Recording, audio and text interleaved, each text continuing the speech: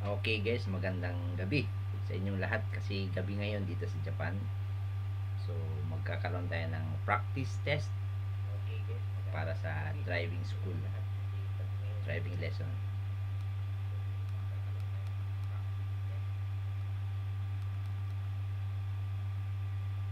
So, 100 items to, isang oras or 50 minutes na practice test. So, ito. Sinasagutan natin yung una.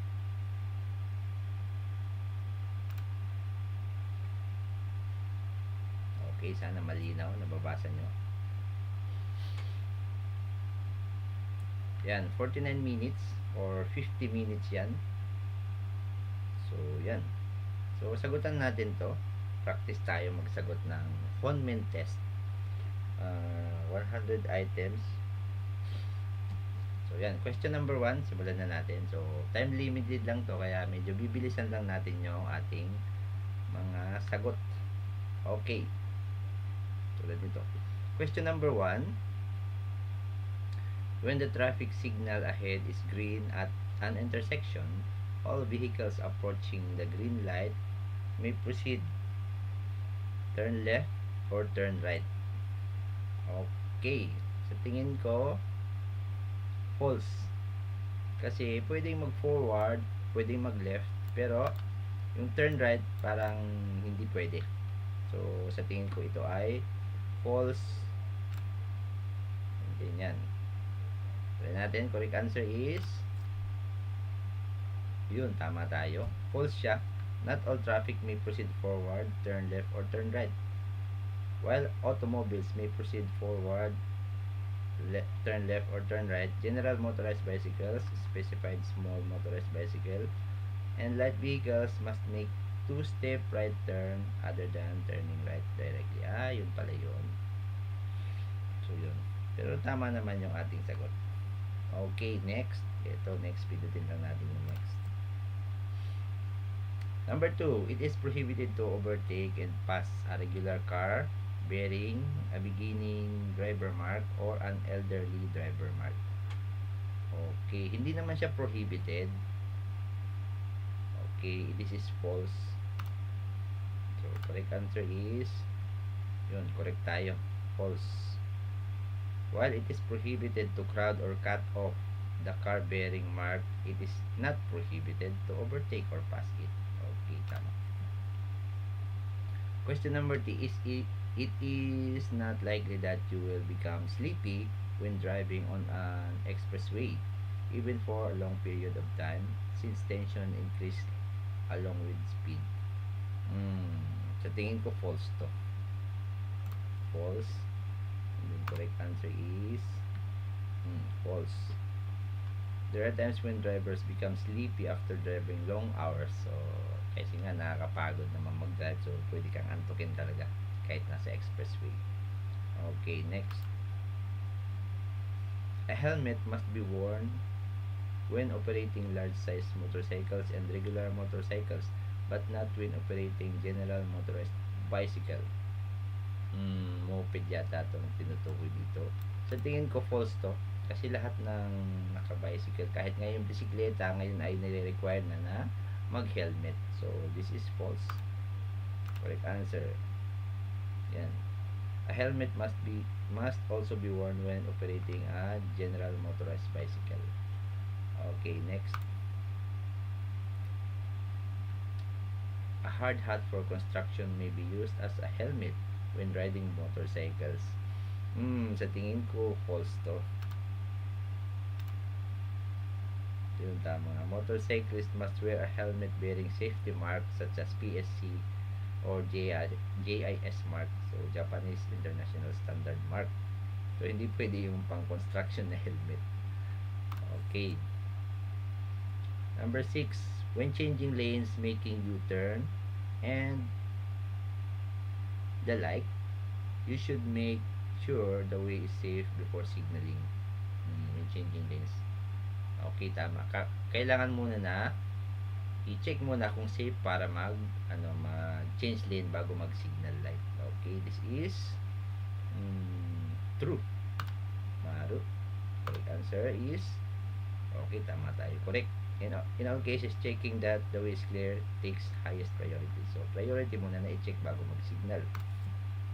Next, number 7, you should merge into the main through lane of an expressway as indicated in the following drawing. Okay, mali ito. Kasi, syempre, dadaan ka muna dito sa, hindi ka agad pwedeng mag-merge kasi mabibilis yan. Expressway tayo. So, hindi ko alam kung ilang meters yan. So, kailangan dito ka mag-merge sa dulo. Tama naman pala. So, hindi naman siya agad na gano'n na merge dito sa lane sa leftmost lane. So, dito siya talaga sa dulo mag-merge. So, sa tingin ko tama to. You should merge into the main through lane of an expressway as indicated in the following. So, tama. So, dun ka sa dulo mag-merge, hindi dito sa pagkalabas agad. Dun ka sa pinakadulo ng merging. So, this is true. Tama ba? Okay, correct answer is yun, correct. Kailangan bumilis ka muna hanggang mapantayan mo yung halos bilis ng mga nandito sa expressway. Okay, next. Okay, traffic sign. The following sign indicates a bicycle path or bicycle only road. Okay, correct. This is true. Kasi bicycle lane or bicycle path. Correct answer is true. Correct. The road is closed to vehicles other than specified small motorized bicycles. So, pang bike lang or pang motorized bike. Okay. Next. At the following traffic signal, automobiles, general motorized bicycles, light vehicles, and specified small motorized bicycles may go straight, make right turn, and make left turn. Sa tingin ko, false to. Kasi tulad kanina, pwede mag-go straight, and then pwede rin mag-turn left. Pero yung turn right, medyo alanganin. Kasi masasalog mo yung sa kabilang lane niya. So, sa tingin ko, false to. Tama kaya sagot ko. Tama nga. At the green signal, so may explanation siya. At the green signal, general motorist bicycle which require two-step right turn. Light vehicles in specified motors may not make a right turn. Okay. So, tulad kanina yung question na to, similar. Yun nga lang wala siyang image. Pero halos pareho lang nung kaninang explanation. Okay, number 10. The following sign posted at an intersection indicates that the general motorized bicycle must make a two-stage right turn, hook turn, regardless of the number of lanes. Okay. So, kapag may sign na ganito, two-step na turn yan. So, hindi yung direct na turn sa right.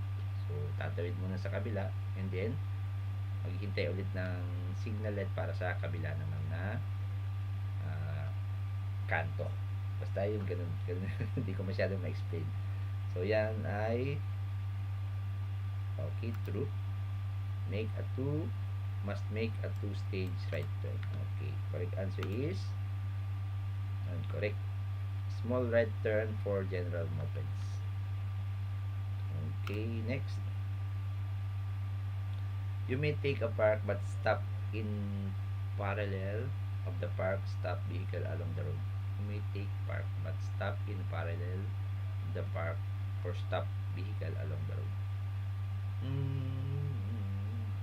Parallel along the road. So, hindi siguro true to. Along. Parang, pag parallel kasi parang double parking na yun Sa tingin ko false. False siguro to. Kasi ang naisip ko, kung parallel sila, di double parking yun. So, you may not park. Tama. You may not park but stop. You may not park but stop in parallel of the park stop vehicle along the road.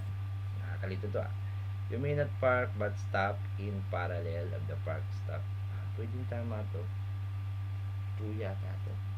Kasi parang siya yung Kapag may naka-stop sa gilid, bago ka mag-proceed, mag-stop ka muna. Try nga natin. Sige. Subukan natin yung true. Kung tama yung nasa idea ko. Incorrect. You must not park. Yun nga, tama. Parallel parking yung mangyayari. Double parking. You must not park and stop in parallel of the park, stop. Okay. Yun nga, double parking is prohibited. So, tama. Mali nga talaga yung aking nasa isip. So, nakakalito kasi yung mga ganitong may mga may not, but, yan. So, kailangan natin paghandaan yung mga ganyang questions. May mali na tayo. Okay, driving motorcycle without muffler is permitted since the muffler has no effect from an operational standpoint. This is false. Kasi kapag walang muffler, maingay yan. So, hindi pwedeng maingay na motor dito sa Japan. Kaya, this is false. It is not permitted. So, correct answer is false. Okay. Yan yung explanation niya. Ayan, annoyance to others kapag maingay. Okay, next. Hindi yata natin matatapos yung question ay yung 100 items and 39 minutes. Question number 13 pa lang tayo. When a traffic enforcement officer gives hand signal different from the traffic signal at an intersection controlled by a traffic light, you should obey the traffic signal. You should obey the police officer or the enforcement officer. Hindi pwedeng masunod yung traffic signal kasi wala namang utak yun eh. So, kailangan natin susundin yung officer kasi may utak yung officer, yung police. So, this is, you should obey the traffic signal. This is false. Okay, correct. You should obey the hand signals. Next. You should check whether the slack in the handbrake lever is too large or too small when you fully deploy it. I think true. Kailangan i-check kung tama ba yung pagkaka-handbrake, kung sapat ba. I think you should check. Okay. Okay, correct. The brakes may lose their effectiveness when the slack is too large. Okay. Okay, mayroong image, vehicular lane or roadway, and then side strip or sidewalk. Light vehicles may not travel on the following side strip. Yes, of course, this is true. Hindi ka pwede dyan kasi solid lane, solid white lane. Hindi ka pwede mag-step on the solid lane. Kasi para na to sa pedestrians. Mali. Mali yata. Mali nga. Basahin natin yung explanation. Mali yung sagot ko. Kasi light vehicles may not travel on the following side strip. Light vehicles. Light vehicles. Kasama yata yung bike dun. This is a no parking stopping side strip sign indicating that pedestrians and light vehicles are permitted. Okay. So, light vehicles, hindi naman pala sinabing automobiles. So, light vehicles kasi, yung light vehicles kasi, kasama dyan pala yung, yung bisikleta as light vehicles. Pedestrians and light vehicles. So, pwedeng dumaan sa side street or sidewalk. So, mali na naman tayo. Question number 15. Regular cars may travel on roads having the pictured road sign when the road is not occupied by buses. Pwede daw bang magpatakbo yung kotse, regular cars, sa bus lane kapag wala namang bus? Pwede ba? False yata to. Sa tingin ko false. False na ba yun? Try natin. False. Kasi mayroong dalawa kasi yun. Priority, bus priority, tsaka exclusive for bus. Nakakalito yung dalawang yun. Sagutan natin ng kasi pag priority, bus priority, pwede namang magpatakbo yung bus, ay yung car. Pero sa bus lane, exclusive for bus. Sa tingin ko, hindi pwede yung kotse. Regular cars may travel on roads having a featured sign. False yata. Occupied. False. False. Try natin kung tama. Correct. The sign indicates an exclusive lane for route bus. As a rule, regular cars are prohibited from using such lanes even when route buses are not present. So, okay. Hindi pwede. Exclusive for bus lane. Bus lang talaga. Motorcyclists may use sidewalks. Motorcyclists. When pushing their motorcycles with the engine off. Okay. Pwede. Tama. Sa tingin ko, true.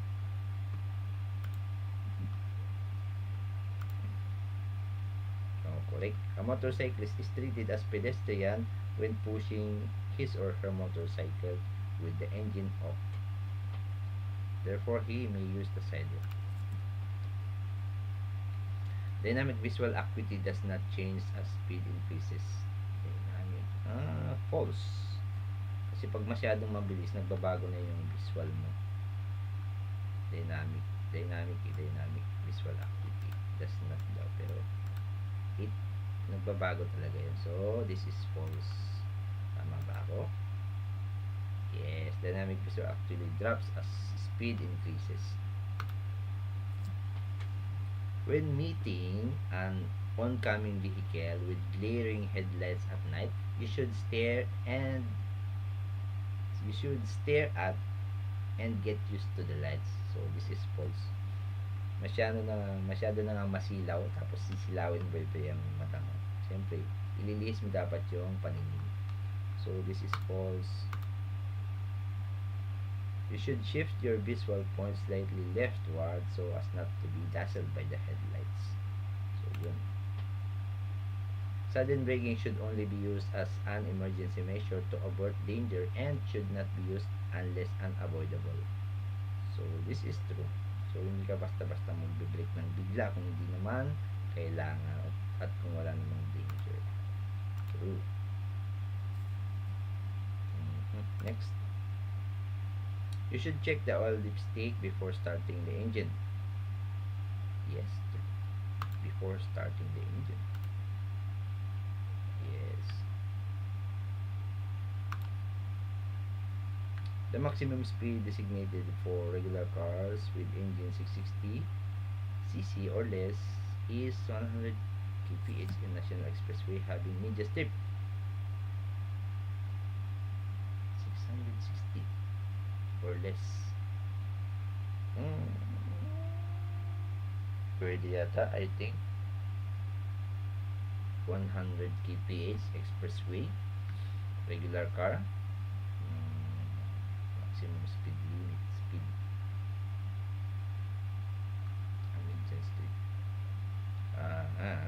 True. Tingin ko true. Correct. Regular cars with an engine 660 or less must not drive at a speed exceeding maximum limit na kasi 100. Okay. Motorcycles have a front brake operated by a lever and a rear brake operated by a pedal. These brakes are operated independently. Correct? Correct nga ba? Yes. When making a two-step right turn on general motorized bicycle, you need not signal until reaching the point at which you will turn right. You need, hindi pwedeng not. Kailangan nakasignal hanggang makarating ka dun sa dulo. This is false. Okay, you must signal for the right turn 30 meters before even making two-step. 31 minutes na lang pero wala pa tayo sa kalahati. Cargo loaded in a light duty truck excluding three-wheeled vehicles and vehicles under 660 cc must not be higher than 3.8 meters from the ground. Ano ba? 3.8 word. 3.8 word. 3.8 from the ground. True yata. True. Yun, correct. 3.8 meters from the ground yung load, height ng load. When parking on a road with a sidewalk or side strip, you must leave a margin of 0.75 meters or more on the left side of the vehicle. True. Para mayroong dadaanan yung tao sa gilid. No, incorrect. Mali. Okay. Explain. Explanation. When parking on a road with no sidewalks or side strip. No sidewalk or side strip pala. No sidewalk. You must park along the left edge of the road when the width of the side strip exceeds 0.75 meters. You must leave 0.75 meters or more of space on the left hand side of the vehicle. Nalito ko. When parking on a road with no sidewalk or side strip, walang sidewalk, you must leave a margin of 0.75 meters or more on the left side of the vehicle. Tama naman yung walang sidewalk. So, walang sidewalk, walang side strip. Yun nga siguro, dahil walang sidewalk, dapat basahin natin explanation. When parking on a road with no sidewalk or side strip, you must park along the left edge of the road. Left edge of the road. Left edge of the road. When the width of the side strips exceeds 0.75, you must leave 0.75 meters or more of space on the left hand side of the vehicle.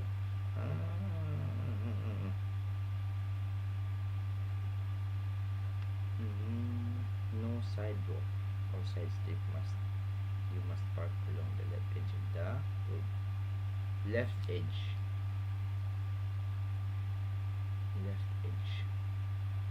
So sa tingin ko, kailangan hindi ka lumagpas dun sa white lane para sa pedestrian. Tama ba? Basta yun yung explanation.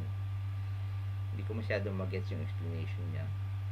Pero when parking on a road with no sidewalk, you must park along the edge of the road. So left edge of the road. Pero hindi sinabing pwede kang lumabas doon sa edge ng road.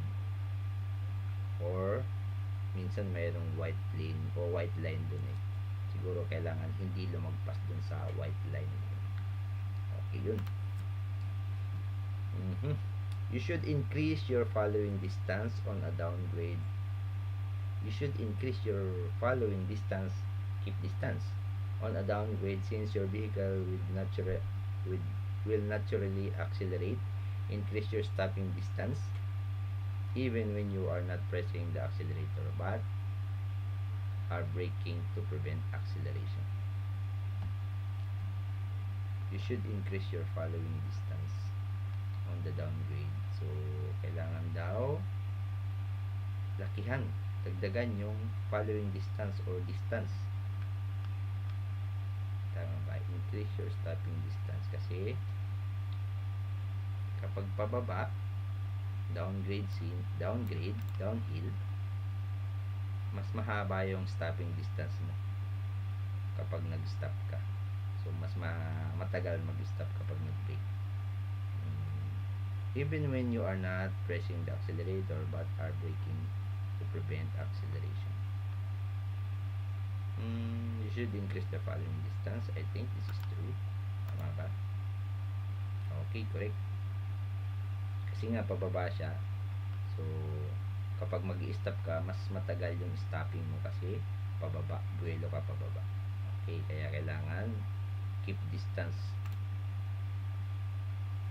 Driving while irritated or preoccupied may reduce attentiveness and interfere the safe driving. So, tama, true. Kasi parang wala ka sa sarili, balisa. So, mababawasan yung alertness mo sa pagdadrive. You should refrain from driving when unable to concentrate. So, yun. 25 minutes to go. Hindi natin matatapos yung test na to. You must not park within 5 meters of a fire hydrant and area posted with firefighting water supply sign and water tank for the firefighting. 5 meters nga ba yan? Parang 5 meters. True. Correct. Yan, 5 meters sa harap at sa likod. Kapag yun, hindi ka pwedeng mag-park doon kasi mahaharangan mo yung paglabas ng fire truck in case of emergency. Okay, next.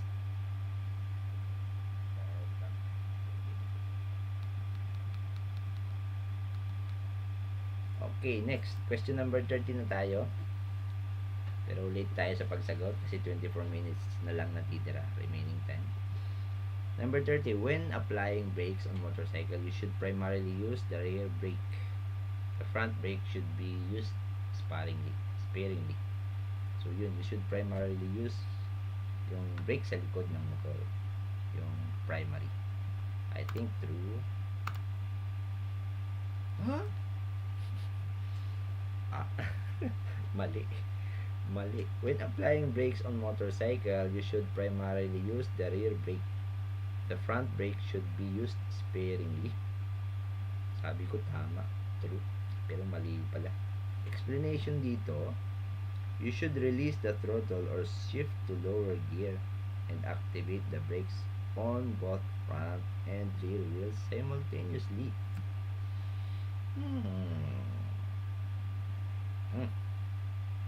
Ganun pala yun.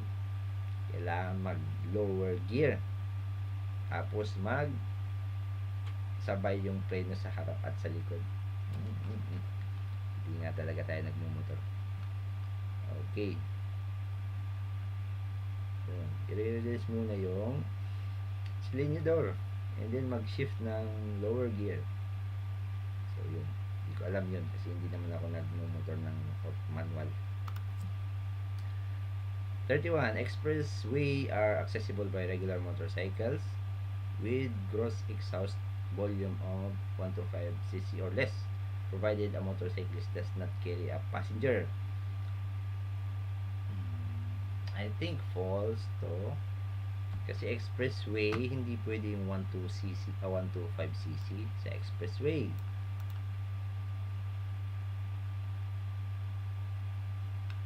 With gross exhaust volume, provided a motorcyclist does not carry a passenger. Expressway tapos motorcycle na 125, I think false. Sige, false tayo. Correct. Expressway are close to regular motorcycles with engine of 125. Yan, tama. Motorized bicycles, minicars, or the like. Intersections and the areas around intersections are most susceptible to traffic accidents. Therefore, when driving through intersections, you should do your utmost to travel at a safe speed and in a safe manner while watching out for pedestrians and other vehicles and anticipating dangers that might be lurking in unseen places. When driving, you should travel at most safe. True nga ba? True. Correct. The majority of accidents occur in intersection. Use extreme caution when driving through these areas. Okay, ito yung traffic sign. Nakita nyo ba guys? Question. The following sign indicates that the road is open to passenger vehicles with riding capacity of 10 person. Riding capacity of 10 person. Pwede daw ba dito yung open daw ba dito yung passenger vehicle na mayroong capacity na 10 person? I think oo, pwede. Kasi ang alam ko, ito ay 11 person pataas, bawal. 11 person capacity na passenger, bawal. So, pwede siguro yung 10 persons lang. True. Open to passengers, 10 persons. True. Correct. Passenger vehicles having 10 person riding capacity are permitted access. Okay. Mm. Large buses, close to large buses, riding capacity of 30 passengers or more. 30 passengers or more pala. Kapag ganitong sign, bawal yung mga passenger vehicle na 30 passengers or more, tulad ng mga bus. Okay. Pero pag 10 passenger lang, pwede pala. Okay, next. While stopping or parking on an expressway, it is prohibited as general rule. While stopping or parking on an expressway is prohibited as a general rule. You may enter and park in roadside strip of sufficient width if your vehicle breaks down or under other unavoidable circumstances. So, hindi pwedeng mag-parking, mag-stop sa expressway. Pero, syempre, pag nasiraan ka, kailangan mong mag-stop dun sa gilid. Sufficient width. Dapat dun talaga sa pinakagilid na hindi mo maistorbo yung daanan ng mga sasakyan. Okay, this is true. Correct. You may enter a park inside strip of sufficient width. Okay, kapag nasiraan ka. So, no choice ka, sira yung sasakyan. Kailangan mag-park sa gilid talaga. An ordinary motor vehicle for personal use must undergo a vehicle inspection 3 years after purchase and every 2 years thereafter. Ordinary motor vehicle for personal use, vehicle inspection 3 years. I think true.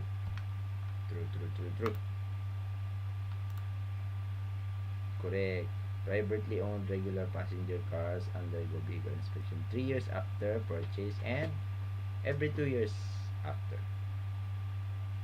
Thereafter. Turn on your fog lamps or your headlights in fog, snowstorm, and the like before visibility falls too low. Drive slowly and use the centerline guardrails and taillights of the vehicle in front of you as a guide. You should also sound your horn when necessary in places with poor visibility. Kailangan pag mag-horn. Parang medyo tricky yung ano dito. Kung kailangan bang mag-horn. Pero yung sa unang sentences, sa tingin ko true. Ito medyo alanganin. Pero pwede rin naman, if necessary, when necessary, pwede mag-horn. So, true. Correct. Okay, pwede. Next, 37. Even if finding a little amount of coolant or oil leaks under your vehicle, you may drive your vehicle because it is not serious mechanical problem. Little amount of coolant or oil leaks. Pwede daw bang imaneho yun? Kasi hindi naman masyadong malalang problema. I think false. Kasi kung mayroong sira, talagang hindi mo pwedeng i-drive. Kahit konting diferensya lang yan. Correct. When dropping the coolants or oils off from the vehicle needs repairing. So, hindi mo pwedeng gamitin yun. When two cars traveling in opposite direction pass each other on a narrow road with the edge of the cliff on one side, the vehicle on the side nearest the cliff should come to temporary halt and allow the other vehicle to pass. Yes, correct. So, pagpataas, paakyat, or slope, yung nasa tarik, katabi ng matarik na bangin, yun yung magi-stop at paunahin na muna yung sa kabila. Okay, two cars traveling. So, yung nasa nearest the cliff, yun yung magti-temporary na magi-stop at paunahin yung sa kabila. Okay, true. Correct. So, yun. Next, when starting the engine of an automatic vehicle, the shift lever may be in the neutral position provided that the handbrake is set. False, kasi dapat nasa parking pa rin pag start ng engine. False. Correct. So, therefore, nasa parking dapat at saka naka-handbrake. If an emergency vehicle approaches while you proceed along the lane posted with lane direction designation sign, you should not follow the designated direction. Okay, kapag mayroong emergency vehicle, halimbawa ambulansya, mayroong paparating, so pwede mong hindi sundin yung lane direction or yung pavement markings kasi kailangan mong gumilid sa kalsada. You need not follow, hindi mo na kailangan sundin yung designated direction ng lanes. You need not follow. So this is true. Correct. Kasi kailangan mo talagang gumilid. As a rule, the vehicles must overtake other vehicles on the right. However, if vehicles may pass on the left side when overtaking another vehicle that has pulled over to the center of the road and make a right turn. Okay, this is true. Pwede ka sa left side kung magta-turn right yung nasa unahan mo. Next. Ilang minutes time remaining? 14 minutes.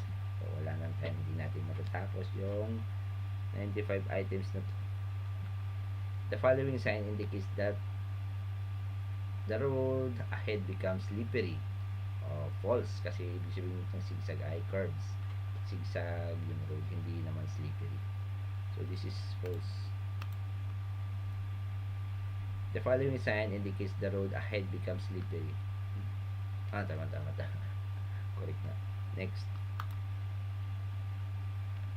Okay. So mayroong pavement marking. When driving on a road posted with the following sign, you should be alert to the oncoming vehicle and only cross over the center line when necessary. Should be alert. Kasi ibig sabihin nito, pwede kang mag-over dito. Mag-overlap sa kabila. You should be alert to the oncoming traffic and only cross over the center line when necessary. So, yun. I think this is true. Correct. So, yun. Kasi kakain ka ng linya. So, pero kailangan mo mag-ingat. Baka may kasalubong ka. So, pero pwede kang kumain ng linya dyan. Kung kailangan. Okay, number 44. Drivers who have held a regular car license or a semi-medium size automobile license for less than 1 year must affix the beginning driver mark or either the front or rear. To either the front or rear of the vehicle. True. So, beginner's mark kapag less than 1 year ka pa lang na mayroong license.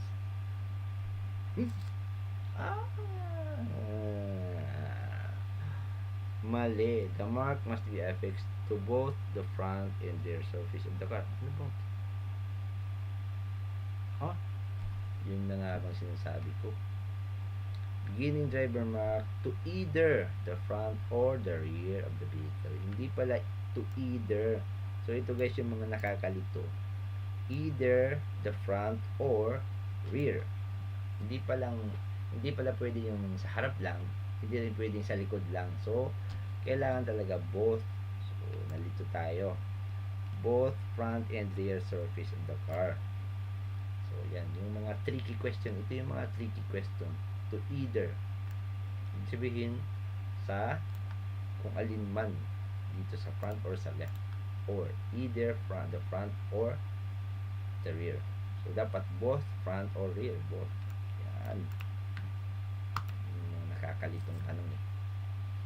Number 45, you may drive alongside passengers slowly. You may drive alongside passengers slowly when a street car stop has a safety zone. You may drive along passengers slowly. Ito naman yung medyo nakakalito.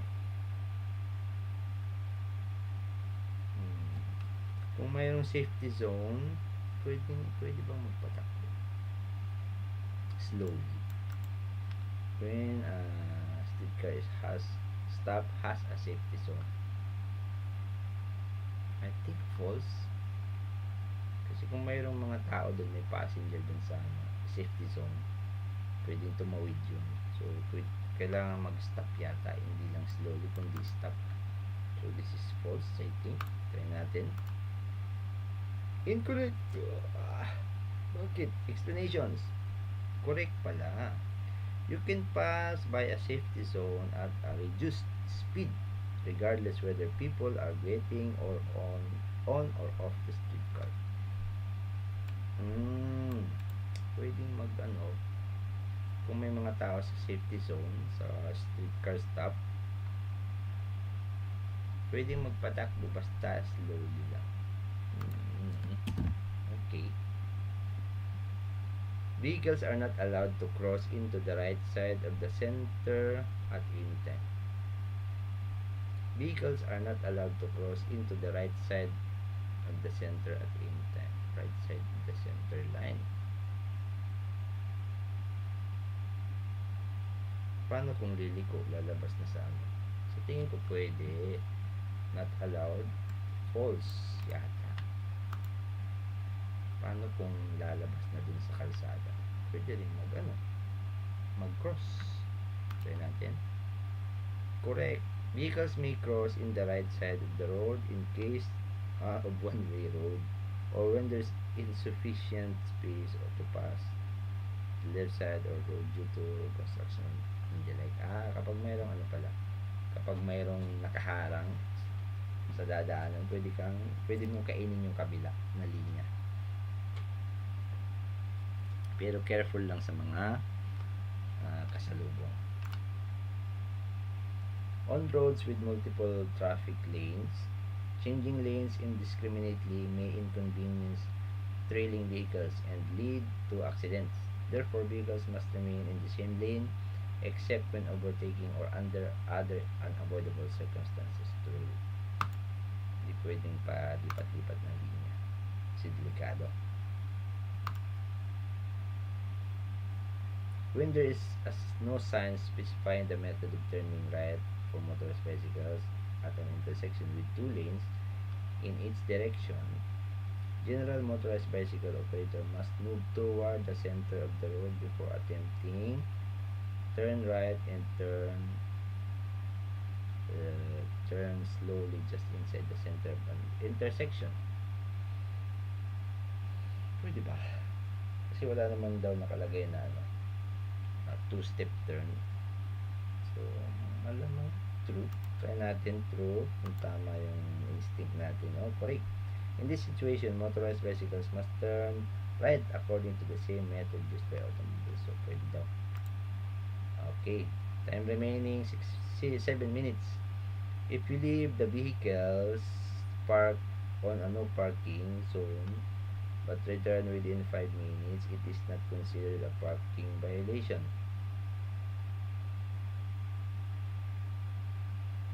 Violation yun sa tingin ko. Kasi umalis ka dun sa area, sa lugar, kahit wala pang 5 minutes. O, kung nandun ka sa lugar, pwede pa siguro. Sa tingin ko ito ay considered na traffic violation. So, this is false, I think. Correct. A vehicle said to have been parked when the vehicle cannot be moved immediately by the driver because he or she is absent. Therefore, liable for parking violation. Kasi umalis ka dun sa sasakyan mo. Pinatayin mo tapos umalis ka sa sasakyan. Kahit 5 minutes lang, wala pang 5 minutes.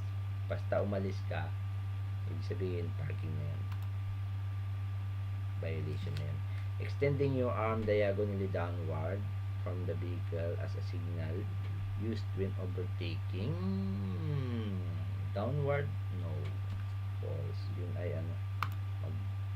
turn ba yun? Turn yata yun. False. The signal used, slowing down pala or stopping. Tama. Slowing down or stopping kapag diagonal. When There is no hand signal used when overtaking. So, yun. Next, 5 minutes remaining. Hindi natin maipapasa to kasi marami pa tayong hindi nasasagutan. Ayun, o. Kalahati pa lang tayo. Kasi mayroon pa tayong explanation na binabasa. So, yun. Practice lang naman to. When passing through a brightly lit shopping district at night, it may not be necessary to keep your headlights on. Kailangan pa rin naka-on yung headlight kasi gabi. Kahit mailaw. It may not be necessary. False. I think false. Kasi gabi. Paano ka makikita? Correct. You must always on at night. Kapag gabi, talagang dapat lagi naka-on yun. In addition to possessing good driving skills and knowledge, drivers must also possess good morals as a member of the society through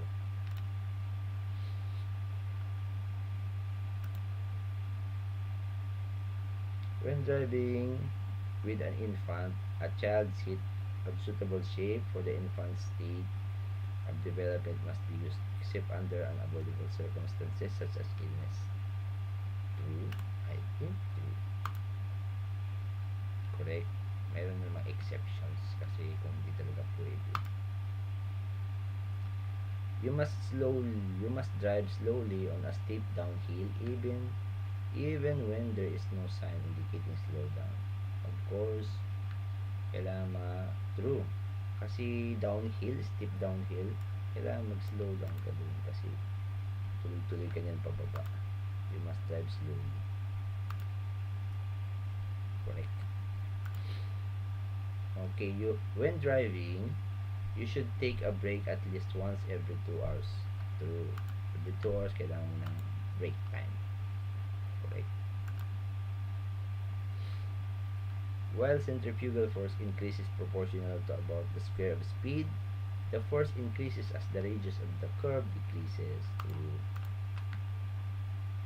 Correct. Automobiles may overtake general motorized bicycles on steep downhill. Steep downhill. So, hindi pwede. Kapag pababa, hindi ka pwede mag-overtake. Pero pag pataas, pwede rin naman. So, this is false. Yan o. You are allowed to overtake on a steep. You are not allowed. Kasi pababa nga. The driver of a vehicle who has neglected to pay outstanding fine for illegal parking may still be issued a new automobile inspection certificate. False. Kapag hindi ka nagbayad ng fine, ng multa, hindi ka may issuean ng inspection certificate. Kapag nagpa-inspection ka. Correct. Last 2 minutes. If there are no injuries involved in an accident, you need not to notify the police if the arrangement can be made with the other party. No. Kailangan mag-report sa police. Kailangan ng police report.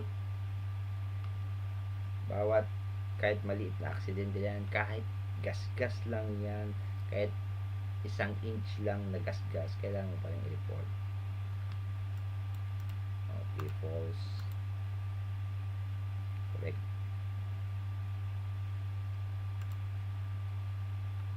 You should leave your vehicle behind if an earthquake threatens the safety of the remaining inside the car. When evacuating, you should turn off the engine, leaving the engine key inserted or leaving the key on the driver's seat and other easy to find places in the car after removing it. True. Pwede mong iwan yung correct. Kasi kailangan, kung nakahalang yung car mo doon, kailangan nandun yung susi para pwede siyang itabi. Okay, ito. Sign, traffic sign. This picture have the same regulatory effect for vehicles attempting to proceed. No, false. Magkaiba yung meaning nila.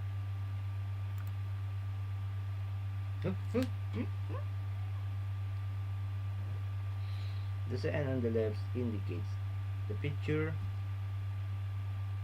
the same regular for vehicles. The sign on the left indicates close to all vehicles, while the sign on the right denotes no entry for vehicles. Both signs prohibit vehicles from entering the road from this direction. Tama. Nalito na naman tayo. Tricky yung question na to. The picture signs have the same regulatory effect for vehicles attempting to proceed. Okay. Failed tayo. Failed. Kasi di natin natapos yung test. So, we failed. Okay. So, wala tayong magagawa.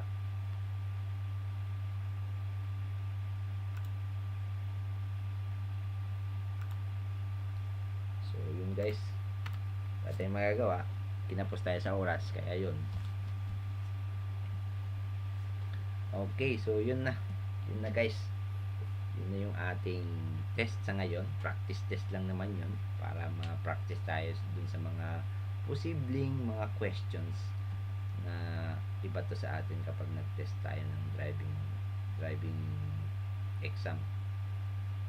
So yun, sana ay meron kayong natutunan sa testing ng ating live streaming test lang muna to. Trinay ko lang yung live streaming setup natin kung maganda ba. So kung maganda guys, mag-comment na lang kayo sa baba sa comment section or mag-live chat kayo, pwede rin. And then mag-comment yung mga replay, yung mga kapanood ng replay nito. Mag-comment kayo kung ano pa yung pwede nating i-improve dito sa setup natin. So ayan. So kung hindi pa nakasubscribe yung mga makakapanood nito, alam niyo na yung gagawin. Subscribe kayo dyan sa ating YouTube channel yan. Leo Amoroso Japan Journey. So yan. Search nyo lang yan. And then click nyo yung subscribe button para sa mga susunod pang mga videos. Okay. So malapit na tayo magtapos sa ating live streaming.